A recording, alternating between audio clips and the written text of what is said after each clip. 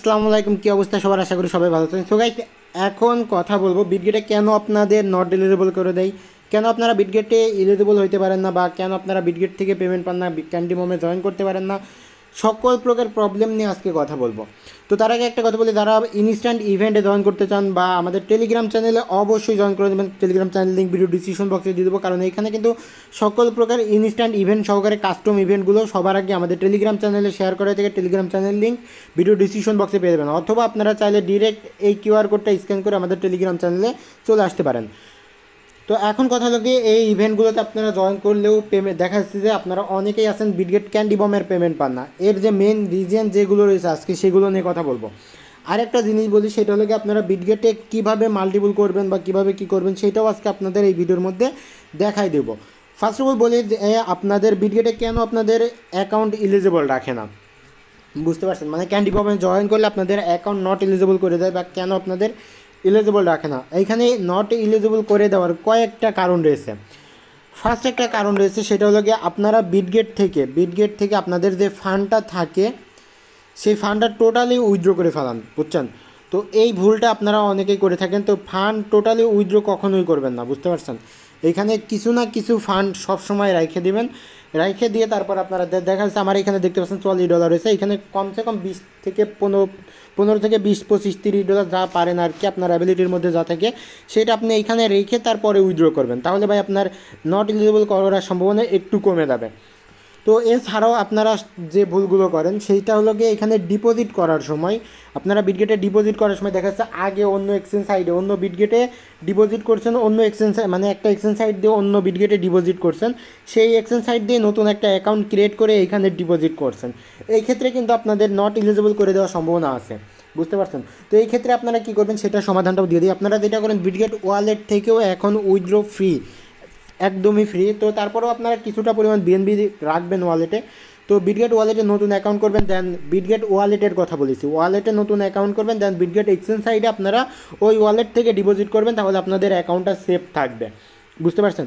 আর withdraw করলেও যেখান থেকে ডিপোজিট করবেন সেইখানেই উইথড্র করবেন, তাহলে আপনাদের সব থেকে বেস্ট হবে, বুঝতে পারছেন? তো এই ছিল আর একটা কারণ। তাছাড়াও আরও একটা কারণ রয়েছে, সেটা হলো কি আপনারা যদি এইখানে আরেকটা জিনিস বলি, আপনারা কখনোই সবগুলো ক্যান্ডি বমে একবারে জয়েন করবেন না, কারণ আপনাদের যেহেতু নট এলিজিবল করে দেয়, সেহেতু দেখা যাচ্ছে নট এলিজিবল রাখার সম্ভাবনা, মানে একটাতে যদি নট এলিজিবল করে দেয় আপনি বাকিগুলোতে পেমেন্ট পাবেন না, সেহেতু বাকিগুলোতে এখনই জয়েন করার কোনো প্রশ্ন আসে না। যেটা দেখবেন যে কালকে ইন্ড হবে সেইটাতে আজকে জয়েন করলেন, অথবা কালকে যেদিন ইন্ড হবে সেই দিনেই করলেন, বুঝতে পারছেন? এইভাবে ইভেন্টগুলোতে জয়েন করবেন। এই যে এখানে দেখতে পাচ্ছেন এই একটা কালকে ইন্ড হবে, এটাতে চাইলে জয়েন করতে পারেন। তারপরে এইখানে আরও একটা আছে, এই যে এইটা কালকে ইন হবে, এটাতে জয়েন করলে করে নিতে পারেন। বাকিগুলো জয়েন করে নেবেন, মানে রেজিস্টার করে নেবেন, বাট এইগুলোতে জয়েন করবেন না, মানে টাস্ক কমপ্লিট করবেন না। দিনের দিনে টাস্ক কমপ্লিট করবেন, যাতে আগেরগুলো যদি পেমেন্ট পান তাহলে পরবর্তীগুলো কাজ করবেন, কারণ এইখানে কিন্তু আপনাদের কি একটা ফি দেয়, এইখানে একটা ফির বিষয় রয়েছে। তো এইভাবে এই টিপসগুলো ফলো করলে আপনাদের এখান থেকে নট এলিজিবল করবে না। তো এবার আসি কীভাবে আপনারা মাল্টিপল করবেন। ফার্স্ট অফ অল একটা কথা বলি, আপনারা যারা ইসল্যান্ড ব্যবহার করেন না, এই যে ইসল্যান্ডের কথা বলছি, এই ইসল্যান্ড অ্যাপস যেটা রয়েছে এই অ্যাপসটা আপনারা প্লে স্টোরেই পেয়ে যাবেন। তো এই ইসল্যান্ডের মাধ্যমে যারা অ্যাকাউন্ট করেন না, আপনারা চাইলে ইসল্যান্ডের মাধ্যমে অ্যাকাউন্ট করতে পারেন।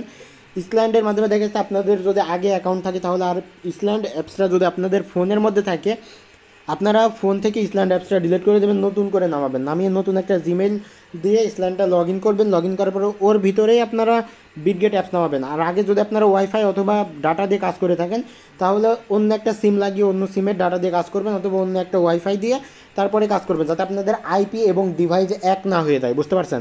আর আপনাদের আইপি আর ডিভাইস এক না হইলে, ডিপোজিট অ্যাড্রেস এক না হইলে আপনাদের নট এলিজিবল করবে না ইনশাল্লাহ। তো এতটুক টিপস যদি আপনারা ফলো রাখতে পারেন তাহলে আপনাদের এইখান থেকে প্রত্যেকটা ক্যান্ডি বমেই আপনারা ইনশাল্লাহ এলিজিবল থাকবেন।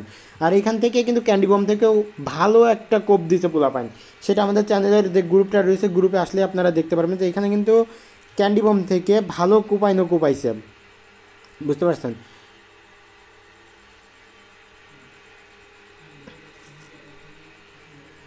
এখান থেকে কিন্তু প্রত্যেকটা ইউজার $14 করে কোপাইছে এখানে। এখানে দেখতে পাচ্ছেন কিছু পোলাপান যাদের ছিল অ্যাড্রোপেট তারা কিন্তু অলরেডি পেমেন্ট পেয়ে গেছে, আর যাদের পেমেন্ট তখন করে দিছিল তাদের তো করে দিছিল। এই যে এখানে দেখতে পাচ্ছেন সবগুলো কিন্তু পেমেন্ট হয়ে গেছে অলরেডি।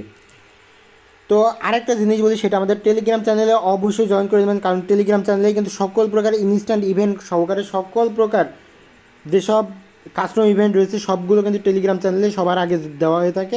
আর একটা জিনিস সেটা হলো আপনাদের যদি যে কোনো প্রবলেমের জন্য আপনারা এখানে যে কমেন্ট বক্স রয়েছে কমেন্ট বক্সে জিগায় নিতে পারেন। ধন্যবাদ সবাইকে। এই ছিল আজকের ভিডিও ভালো লাগলে অবশ্যই আমাদের টেলিগ্রাম চ্যানেলটা ইউটিউব চ্যানেলটা সাবস্ক্রাইব করবেন আর আমাদের টেলিগ্রাম চ্যানেলে জয়েন হতে বলবেন না। আসসালামু আলাইকুম।